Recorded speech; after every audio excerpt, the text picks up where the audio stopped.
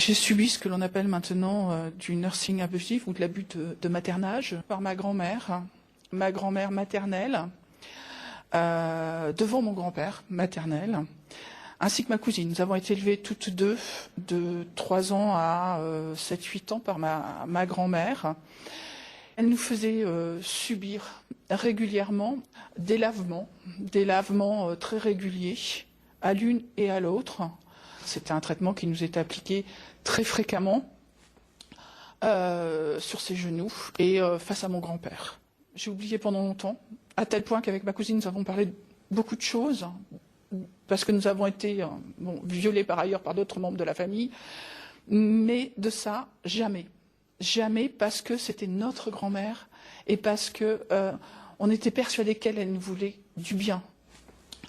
Et puis après, j'en ai discuté, j'ai réfléchi, j'ai dit mais je n'étais pas malade.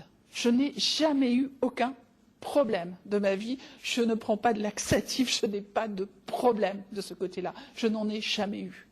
Ma cousine non plus. Donc je pense qu'elle était folle et que dans sa folie, elle nous a administré ça. Et ma mère m'a dit mais non, elle comprenait pas, on peut pas lui en vouloir.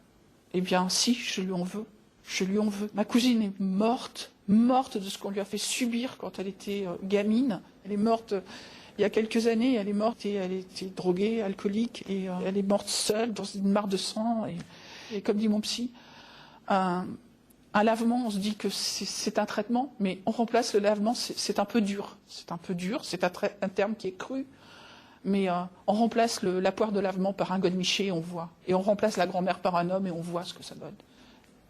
C'était vraiment la terreur. Contrairement, j'allais dire, au viol par un homme, et en dehors du nursing, le viol par un homme, on culpabilise aussi parce qu'on peut éprouver du plaisir et ça nous fait culpabiliser. Mais là, c'est différent parce que là, c'est pas du plaisir, c'est l'horreur. C'est l'horreur. C'est l'horreur, on va y passer. C'est vraiment ça. Ça va être mon tour après. Ça, on va y passer. Souvent, lorsque j'en parle, je dis la douleur que je ressens, je suis sûre que c'est la douleur d'un grand brûlé. J'ai l'impression que c'est une douleur qui consume.